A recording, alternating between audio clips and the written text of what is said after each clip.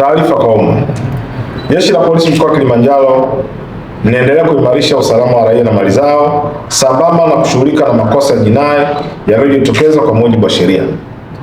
Napenda kuwajulisha wananchi kwamba tunatarajia kuwa na mashindano ya mbio za kimataifa maarufu kwa jina la Kilimarathon mjini Moshi Machi 22, 2026 ambayo yatakuwa na washiriki wengi kutoka mataifa mbalimbali duniani na ndani ya nchi.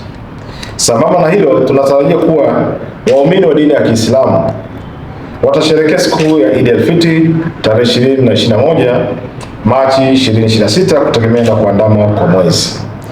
Jeshi la Polisi mkoa wa Kilimanjaro limejipanga vyema kuhakikisha ulinzi na usalama wa raia na mali zao kabla, wakati na baada ya mashindano hayo pamoja na siku ya Eid al-Fitr unaimarishwa. Natoa rai kwa wananchi na raia wa kigeni waliofika mkoa wa Kilimanjaro kufuata sheria na taratibu za nchi ili kuhakikisha mashindano hayo na siku za Eid al-Fitr kufanyika kwa usalama na amani, kwani jeshi la polisi halitasita kuchukua hatua stahiki za kisheria kwa yeyote atakayevunja sheria, kanuni na taratibu za nchi. Aidha, wazazi wawe makini na watoto wakati wote wa mashindano ya sherehe za Eid al-Fitr na kuacha ulinzi kwenye nyumba zao. Watumiaji wa vyombo vya moto kuhakikisha wanafuata sheria za usalama barabarani na kuheshimu watumiaji wengine wa barabara.